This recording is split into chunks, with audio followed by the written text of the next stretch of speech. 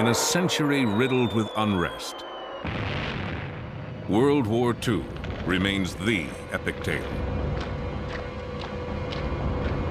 An event of unparalleled impact.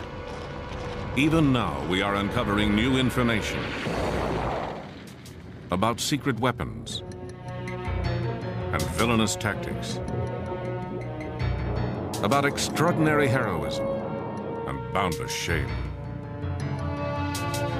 about a time when one life, or one bullet, or one bomb separated infamy and glory, defeat and victory,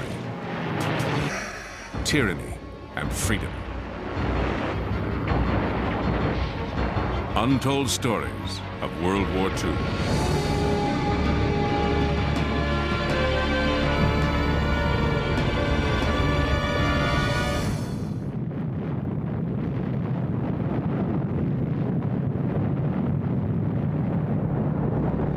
On the 16th of July, 1945, a bomb exploded in the American desert.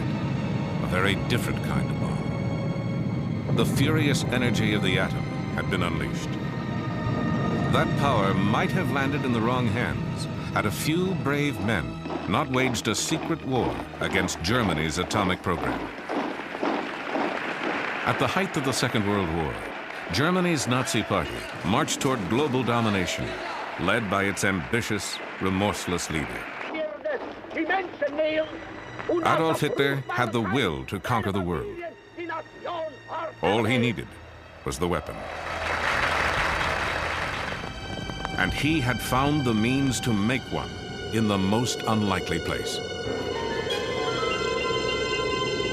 It was here, in the snow-packed mountains of Norway, that a handful of soldiers on skis fought to stop Hitler's dream of possessing the ultimate weapon. Old men now, they remember how they risked their young lives for the cause of liberty. They will stop at nothing in order to conquer the world. So the feeling they had to be stopped became very, very strong. We were quite certain that if we were caught by Germans, we were all being executed. It would take 3 daring attempts before they succeeded.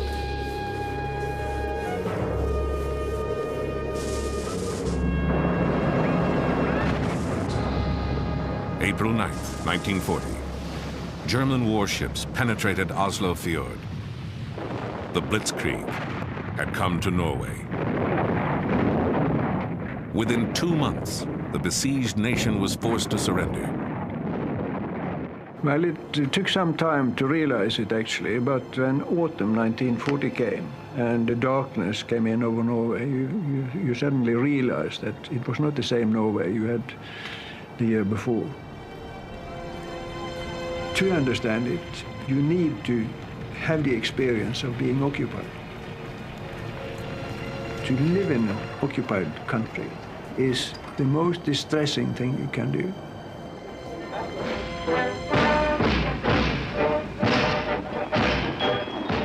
A vast occupying army flooded the country. The Nazis now controlled all aspects of Norwegian life. No, actually a war between each Norwegian and each German. We had to do the best out of it. I think that was the common opinion. Inside, of course, most Norwegians hated them. They introduced Gestapo in Norway when they understood that the resistance was coming. Started arresting people, torturing people, killing people, etc., etc. And then we suddenly understood what an occupation meant to the people. Hitler's grasp extended into every corner of the country. In this remote Norwegian valley, the Germans seized a very special prize, the Norsk Hydro factory. Surrounded by mountains, the factory had been built on the face of a cliff overlooking a deep and impassable gorge. For the Nazis, it was an ideal location for a wartime project. difficult to bomb, and easy to defend. But to the generals in Berlin, Norsk Hydro offered even more. In 1940, it was the only hydroelectric plant in the world producing large amounts of an extremely rare substance, deuterium oxide, also known as heavy water.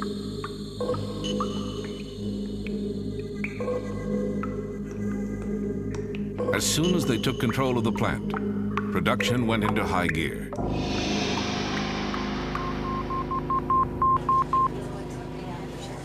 When word reached Great Britain, a powerful sense of foreboding swept through the Allies.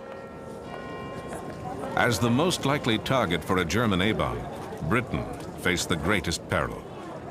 Is it possible they do not realize that we shall never cease to persevere against them until they have been taught a lesson which they and the world will never forget? Winston Churchill's spirited defiance of the Nazis became a rallying point for resistance fighters from all over conquered Europe. Young Norwegians, eager for combat, joined the army of exiles gathering in Britain. There was no sacrifice that was too big to try to get the Germans out. Clean rifle. Well done. The British created a secret organization, the Special Operations Executive, to fan the fires of resistance. You volunteered and you were trained by the British to go back to Norway and work behind the lines on sabotage, instruction, reporting, radio information, wireless operating, and that sort of thing. A few young resistance fighters would return to Norway undercover, armed with a plan to destroy the heavy water factory. They were country boys and city kids, engineers and outdoorsmen, university students and career soldiers. Shock troops in a clandestine war against Hitler's A-bomb. They would become legends in their homeland.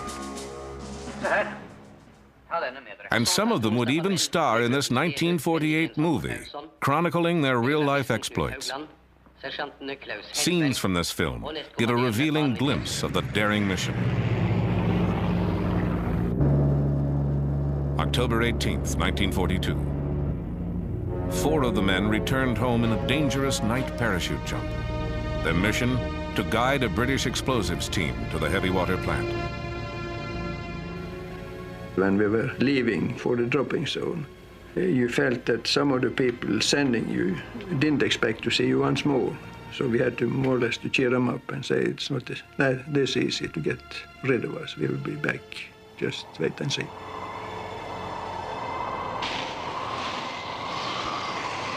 Our target is the heavy water production.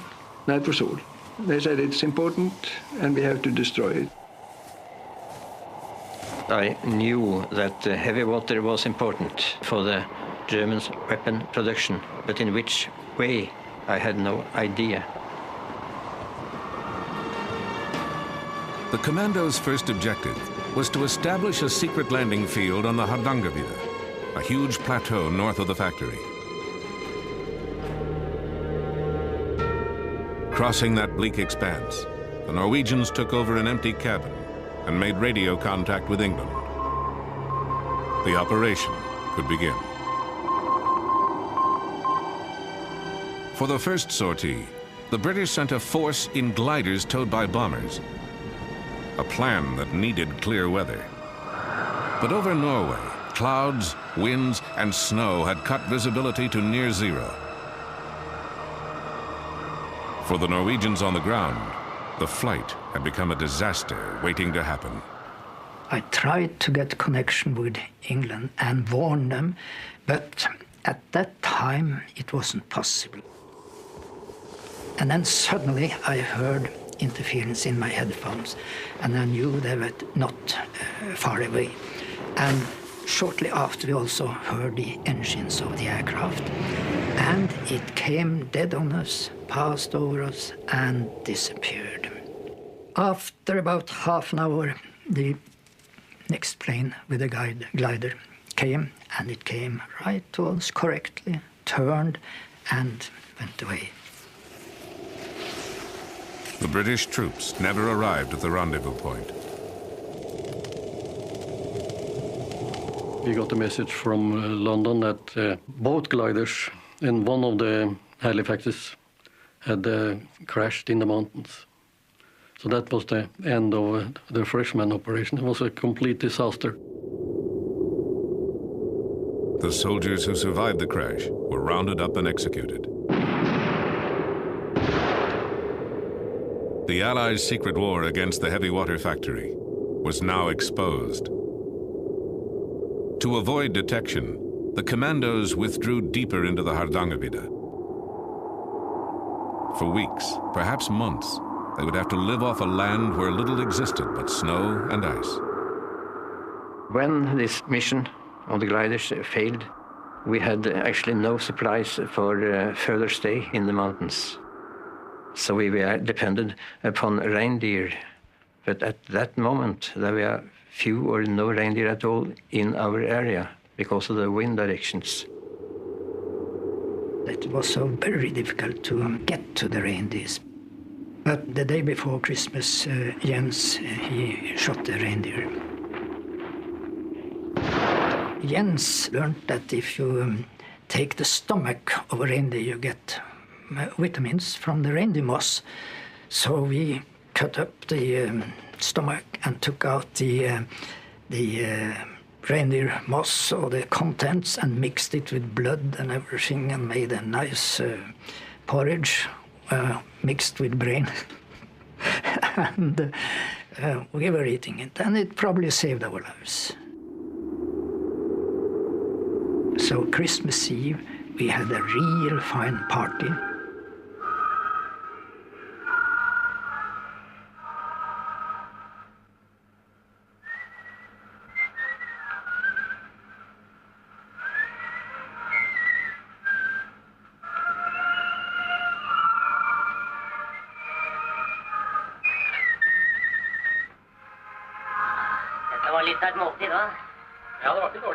We chatted.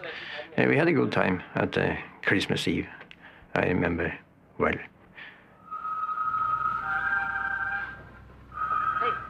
You know your comrades outside and inside.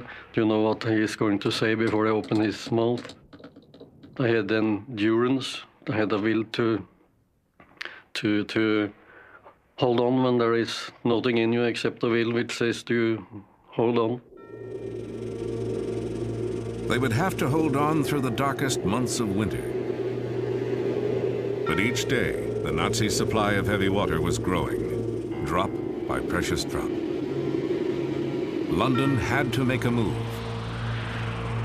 A second Norwegian squad, specially trained in explosives, would drop onto the Hardangervidda and join their comrades in an assault on the heavy water plant.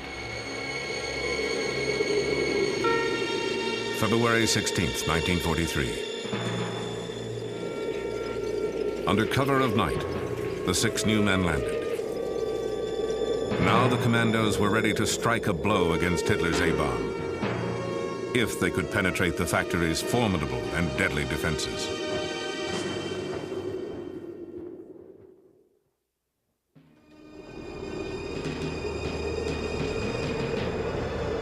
To the commandos, the heavy water plant appeared impervious to attack. To reach the factory, the saboteurs had to cross a deep, narrow gorge. There was only one road in, over a suspension bridge. And the bridge was patrolled 24 hours a day by German soldiers. Any direct assault would be doomed. But the chasm itself, with its steep, icy wall, lay unguarded. Some of us said we thought it was rather impossible to cross that gorge, but it was decided that one should go down and find out. In daylight, I went down into the valley. I climbed down the gorge, crossed the river, and started climbing up on the other side. And then the same way back, up to my friends up in the mountains, and told the facts that it was possible to cross the gorge.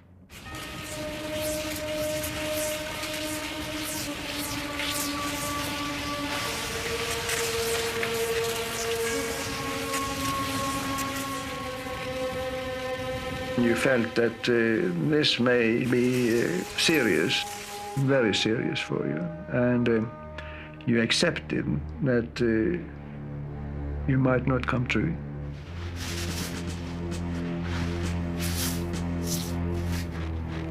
And we climbed down the river and up on the other side, and our plan was to get in position for the attack by 11:30, because at 12 o'clock at night there was a guard shift down on the suspension bridge.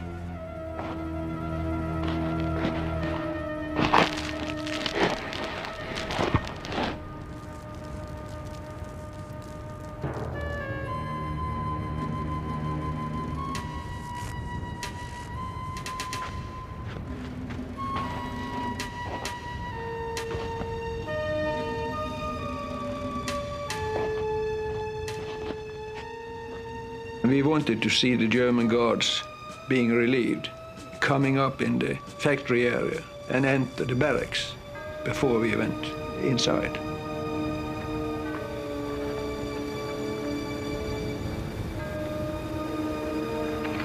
We all thought we would be discovered when we forced the gate, but nothing happened. Two of us carried a full set of charges. In case one should be shot, there should always be reserve. The task for the demolition team: to attach explosives to the heavy water cells located in a basement room. Meanwhile, their comrades on lookout waited. Each passing moment increased the chance of discovery. If we had been discovered, I knew that during such circumstances you will have to act. So shoot. If a shot would, of course, maybe spoil the whole operation. Inside, they overpowered a Norwegian workman. Holding him at gunpoint, the saboteurs placed their charges, pausing only to decide how much time they would need to escape before the blast. Suddenly, they were interrupted by their captive. He broke in and said, "It's all right, you may blow the factory, that's all right, but may I have my glasses, because it's hopeless to get no glasses in Norway today."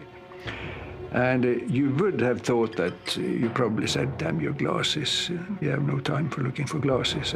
But instead you dropped what you were doing and you searched all around the room, and you found the holster for his glasses and gave him, and he said, "Thank you very much." And so we went on with taping the fuses.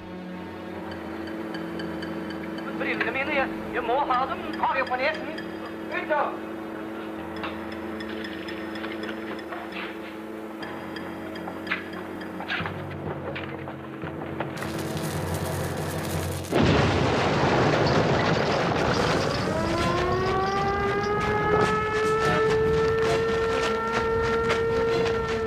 So far, they had beaten the odds.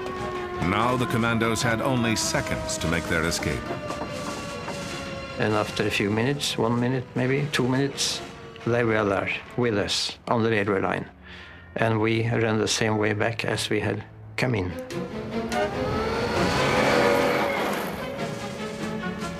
The road condition and the snow condition were excellent, because on the railway quite a lot of the snow had blown away on the outer side, and that was frozen solid ground, and we didn't put a mark. So everything was actually on our side. With determination, skill, and daring, the saboteurs had dealt a crippling blow to their enemy without losing a man. But heavy water had become a German priority, and within 6 months, the factory was back in operation. The Allies had to assume the worst. Nazi scientists were closer than ever to building a bomb. Another attack on the factory was set in motion. This time, from the air. In a bold noonday raid, 176 American bombers hurled destruction at the plant. to raid damaged factory buildings and kill civilians in a nearby shelter. But the heavy water, secured in the basement, went untouched. With production halted, the Germans decided to move the operation to the safety of the fatherland and inadvertently gave the commandos one last chance to destroy it forever. We had got information from London that the Germans had planned to take down the remaining heavy water. Team members secretly scouted the route. The heavy water would be loaded onto railway cars and taken by train to Lake Tinsha. Here, the cars would go aboard a passenger ferry for the 2-hour trip across the lake. A well-placed charge could sink the ferry, and with it, all the heavy water. But sinking a public ferry meant paying a terrible price. Our conclusion was that the sinking of the ferry was about the only possible solution. It would have to be civilian sabotage, which was naturally a very serious thing to deal with.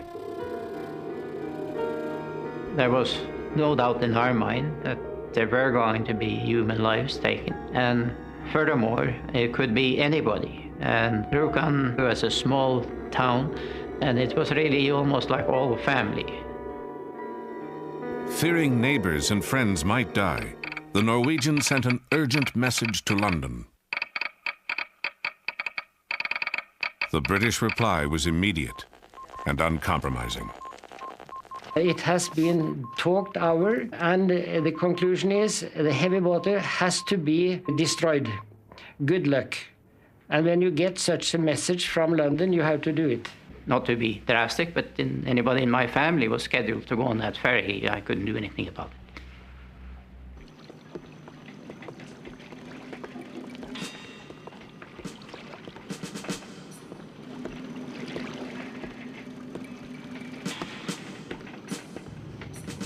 The Germans never put any guards on the ferry. They were watching the barrels on the railway. But the ferryboat itself was not guarded at all.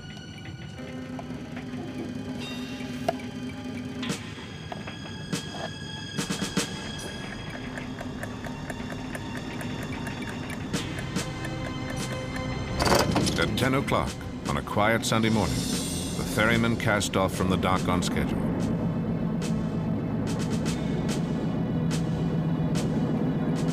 "45 minutes later, at the appointed spot, a blast tore through the bottom of the boat.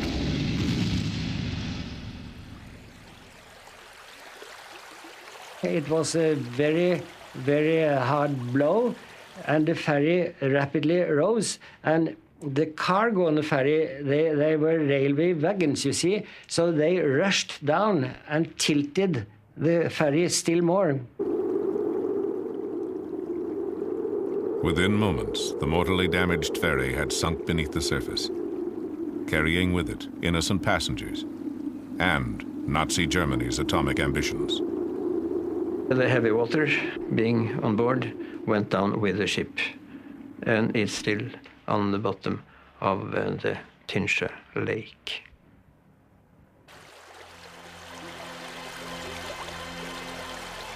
Later, the Allies would learn that the Nazis were never close to an atomic breakthrough. The U.S. won the A-bomb race.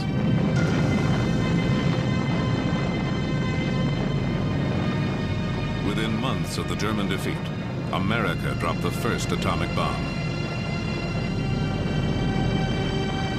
But in the Allies' hands, the bomb helped to win a war, not perpetuate one. If Hitler had the bomb, he might have used it to devastate the world. The Norwegian resistance fighters did their part to stop him. Their mission was one of the greatest feats of sabotage in military history, something that had to be done at all costs, and was. You have to fight for your freedom and for peace. It's not something that you have every day. You have to fight for it every day to keep it. It's like a glass bowl. It's very easy to break. It's easy to lose.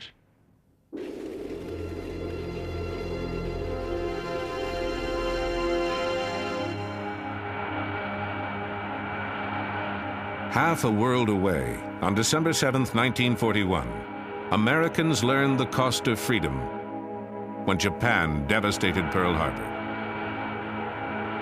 That sneak attack included the stealth weapons of their day, midget submarines. They were sleek, deadly, and until now, consigned to history.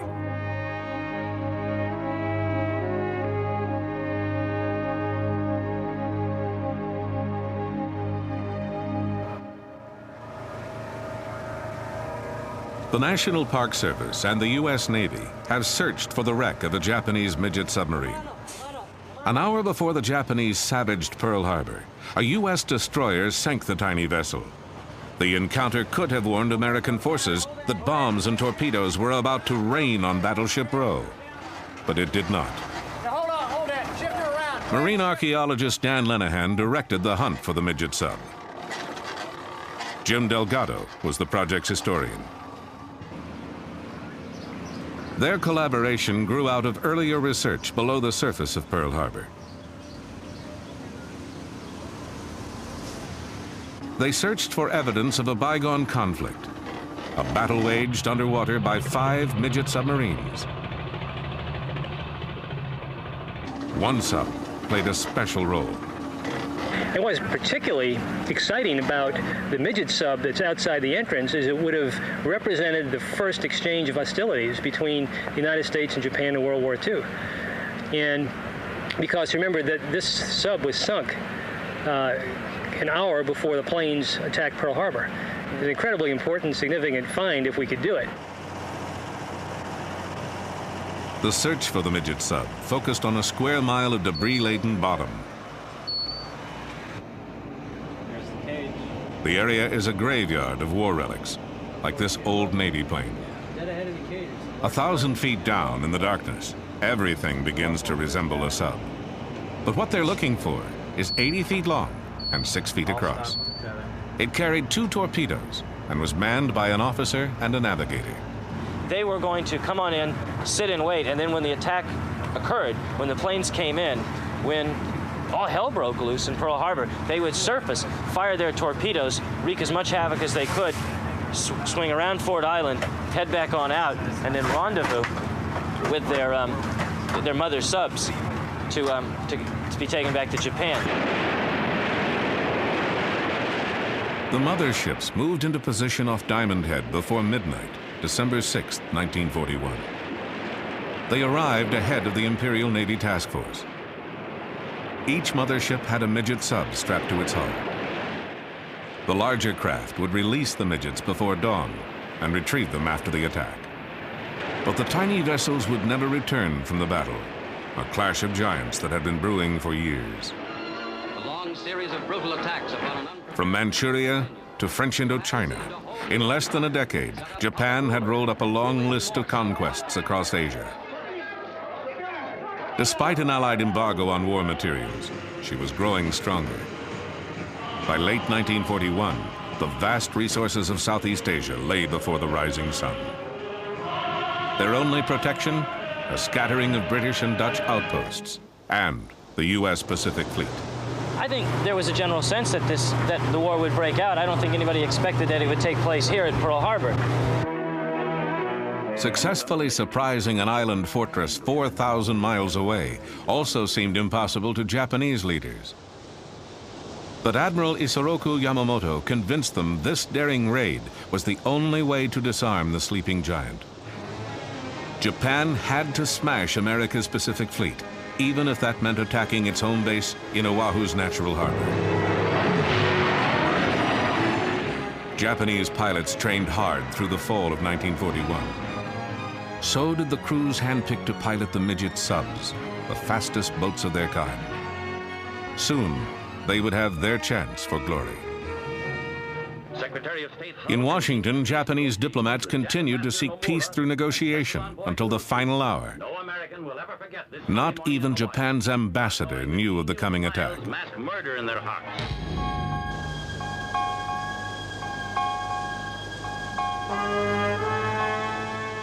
December 7th, 1941. As Oahu slept, the Japanese task force brought 350 attack planes into striking distance of Pearl Harbor, just 200 miles away. In Washington, military intelligence teams had broken Japan's diplomatic code. They knew an armada was somewhere in the Pacific, but they did not know its destination. Near Diamond Head, dawn was approaching. The Japanese mother subs surfaced to release the midget submarines. But something went wrong. At 6:30 a.m., a seaplane pilot and a freighter crew reported a strange sub approaching Pearl Harbor. The captain of a nearby destroyer, the USS Ward, realized intruders were trying to penetrate the fleet's defenses. His gunners opened fire. The midget sub began sinking in 1,000 feet of water. Depth charges finished her off. The Ward reported the sinking twice. But before notifying Pacific Fleet Commander Husband E. Kimmel, District Headquarters waited 30 minutes. The delay was all the attackers needed.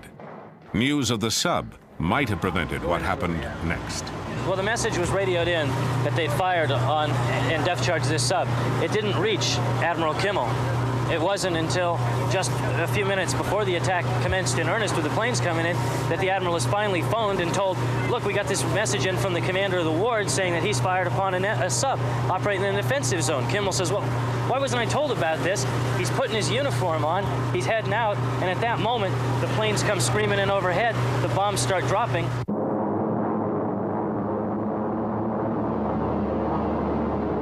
At 5 minutes to 8, 40 torpedo planes roared over Ford Island, bearing the mark of the rising sun.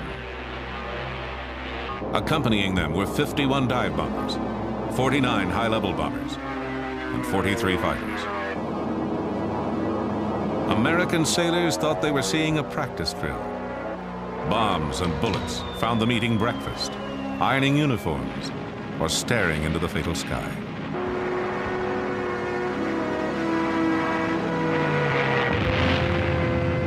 Arizona, Oklahoma, California. One by one, the great ships sank. The West Virginia alone took 6 torpedoes and countless bombs.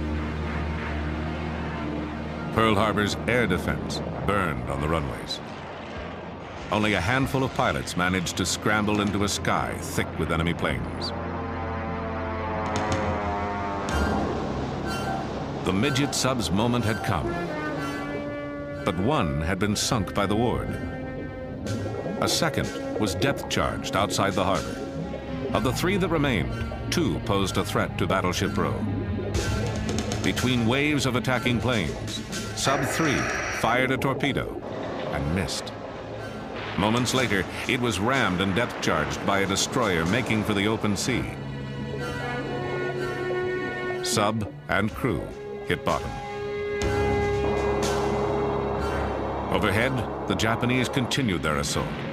But now smoke and anti-aircraft fire obscured their targets. The sleeping giant had awakened. Ripped by a bomb that set off an ammunition magazine, Battleship Arizona blazed toward her doom. Survivors staggered into waters aflame with burning oil. Japan's brilliant, relentless attack had killed more than 2,400 Americans and crippled most of the U.S. battleships in the Pacific.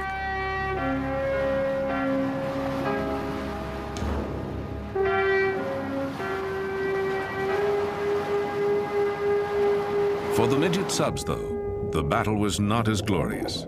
2 still roamed Hawaiian waters. Number 4, which may have fired at Battleship Row, radioed news of Japan's victory to the fleet that evening. Then she disappeared, never to be heard from again. The subs may not have seen resounding success, But Japan needed heroes. So the propaganda machine reincarnated their crews as the 9 young gods of Pearl Harbor. This wartime Japanese feature told their story with luxurious exaggeration. In truth, quarters were cramped and reeked of battery fumes. The midget subs helped create confusion at Pearl Harbor, but didn't affect the war's outcome. And what of the last midget sub at Pearl Harbor? Commanded by Ensign Kazuo Sakamaki, it suffered a fate worse than sinking. On December 8th, as President Franklin D. Roosevelt called for war, Sakamaki's sub washed up on the far shore of Oahu, undone by a faulty gyroscope. His submarine wouldn't function right, so he drifted all the way around the island to the opposite end and then around and went ashore on the morning of December 8th at Bellows, where he and the crewmen assigned to the sub tried to blow the ship up. It didn't work. They jumped into the water. The crewmen drowned, but Sakamaki washed ashore and became the first prisoner of war that the United States captured in the war in the Pacific. POW number 1. Sakamaki spent the war in prison. His sub toured the U.S., helping to sell war bonds, a souvenir of dark days.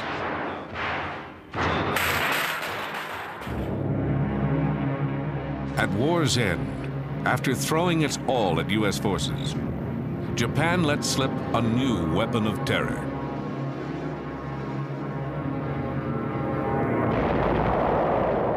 For decades, the scars left by kamikaze attacks enforced a silence on both sides. But the men who fought those battles will never forget them.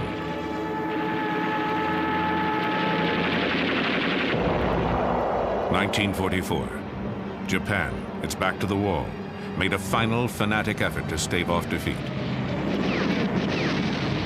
In an act incomprehensible to Americans, the Empire ordered thousands of men to certain death.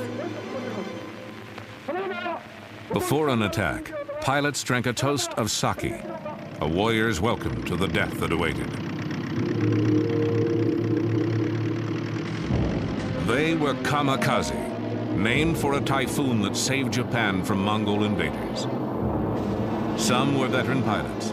Many were idealistic students, eager to die for their nation's glory.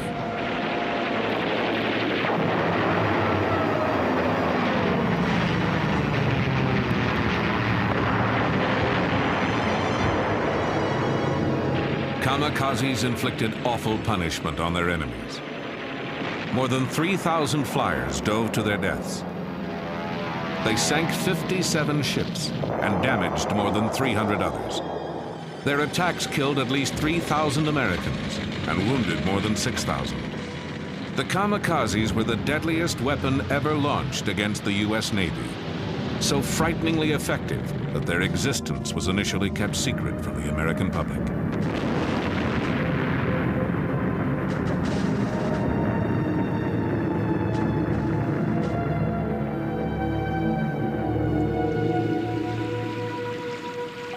On April 16, 1945, kamikazes knocked the USS Laffey out of the war.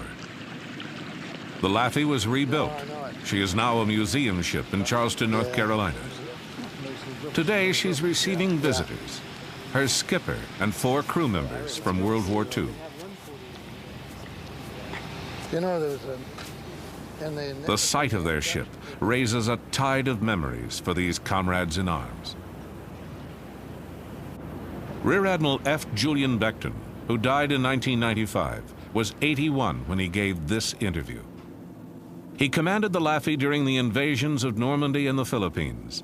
Steaming toward Okinawa, he knew what perils lay ahead. The kamikazes were the most effective weapon that the Japanese developed during the war. And it was a desperate effort on their part to do it, but they were terribly, they had a terrible effect on our ships out there. Ensign James Townley would win a Silver Star for his valor aboard the Laffey. My opinion of the kamikazes were that they were misguided people. And then we learned more about them. We found out that, yes, they were the sons of the divine wind, or whatever they chose to call them. We call them one-way Charlies. And we were really scared to death of them because no matter what you did, unless you could shoot them out of the air, they were coming in. Gunners mate second-class Lawrence Delusky would earn a Bronze Star before his 21st birthday. Everybody has their own way of thinking and their own ideas. And their ways didn't suit us. I certainly didn't feel as complacent as I feel now 45 years later. At that point, I was ready to kill them all. In Japan, another group of old comrades gathers for a reunion. These men were once the elite of the Japanese kamikaze corps, the Thunder Gods. They should be long dead, but they survived. Some because they flew fighter cover, others because seniority kept them out of combat to await America's invasion of the homeland. Now largely forgotten, they once made up an awesome attack force. Their weapon was the Oka, which meant exploding cherry blossom, but Americans gave it the code name Baka, meaning fool. The weapon for another type of kamikaze attack, a Baka bomb captured on Okinawa. It's a 2.5-ton flying bomb dropped from a mother plane and carrying a suicide pilot. 3 rocket propulsion units are set off on approaching the target, giving a maximum level speed of 535 miles an hour.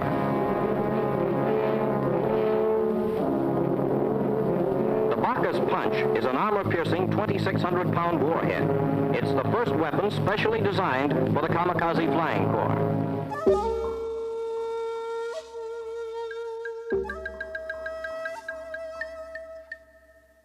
Reserve Lieutenant Hashiro Hosokawa was a senior member of an Oka squadron.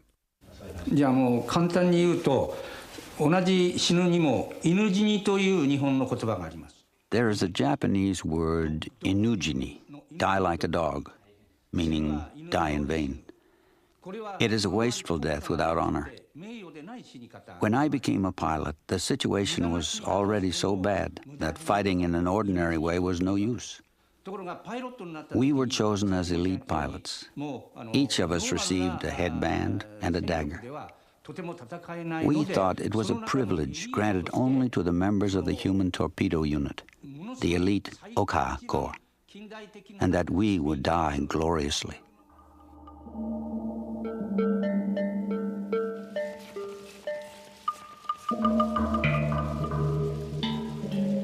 These were the Thunder Gods. All had volunteered. All were ready to die. Each year, they gathered to pray for their fallen comrades. Commander Kunihiro Iwaki was vice commander of the Corps. 海軍の伝統としましてね。 The war situation was going so badly for Japan at that time that we realized that any semblance of normal military tactics could not possibly succeed. And we had to do the unthinkable or the incomprehensible in terms of the military acts in a last-ditch attempt to primarily get the American aircraft carriers. Given that situation, the men realized they had to become one with the bomb in that last final struggle. Lieutenant Morimasa Yunokawa commanded an Oka squadron. The thought of my death crossed my mind only for a fraction of a second. I was then thinking of only to serve. No matter how you try to understand how things were then, now in this peacetime, I don't think you can. A kamikaze could send a ship to its grave, but each flyer had only one chance for success. Pilots were supposed to aim for battleships and aircraft carriers, but destroyers and their radar gear were also targets. Aboard the Laffey, nervous sailors repeated tales of picket ships breaking in half and sinking immediately. The crew would always debate where is the safest place to be. That was always the big talk. Is it safer to be below, or is it safer to be on deck? in the bridge or wherever. They all had their own theories about where was the safest place. Of course, there was no safe place.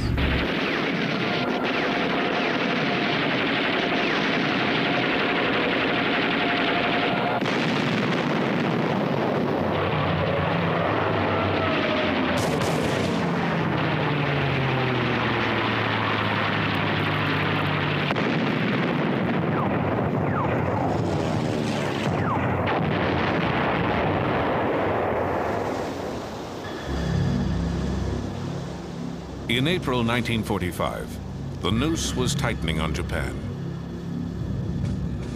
As the Battle of Okinawa began, destroyers patrolled 50 miles closer to Japan, tempting kamikazes taking off from the mainland. Suicide attackers had sunk several destroyers on this battle station. Now it was the Laffey's turn to stand watch.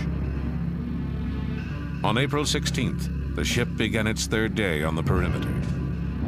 The mood aboard was tense. At 8:27 a.m., the Laffey's number came up.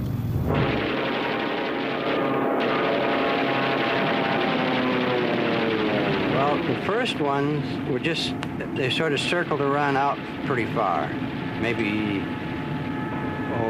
10,000 yards, and they'd kind of, then all of a sudden, it's like some sort of signal, they started coming in, and first they just came in one or two at a time, but then they started coming in several at a time, and you just couldn't take them all under fire, so that's when we started getting hit. For 80 minutes, the Laffey's crew fought off the heaviest kamikaze attack ever on a single ship. Our closest call was a plane coming in on a starboard beam. And it was, when I first saw it, it was low on the water, about 10,000 yards out. I figured it was about eight seconds away from certain death unless the gunners got it. And our Mount 52, which was just forward of the bridge, was firing at it and firing fast. I noticed that the bursts were just off, just missing him. So I just moved it, and the next one went right into his, hit him right in the nose, and just blew him up. And that one was the one that would have gotten us all. And it just literally disintegrated.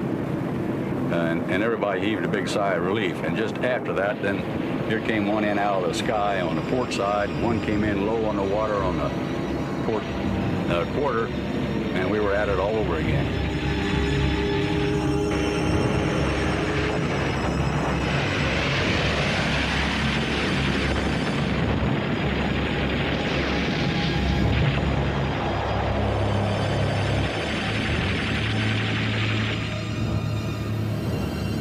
On the morning of April 16th, we had a suicide plane hit us right about here.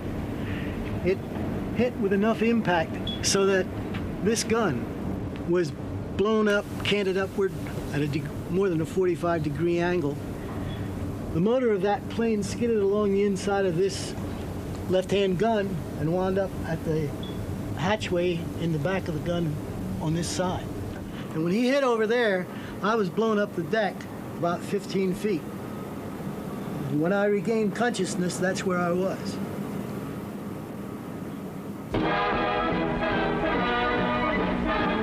Ripped from stem to stern by the attacks of Jap suicide pilots off Okinawa, the destroyer USS Laffey comes home. The Laffey was struck with everything in the Jap book. In the savage attempt to finish her off, 22 suicide pilots roared over her. 7 bomb-loaded planes crashed on her decks. The final score was 9 enemy planes shot down by the Laffey. But 32 of her brave men were dead or missing, and 60 were wounded. In the words of her skipper, Commander Beckton, she was truly the ship that would not die.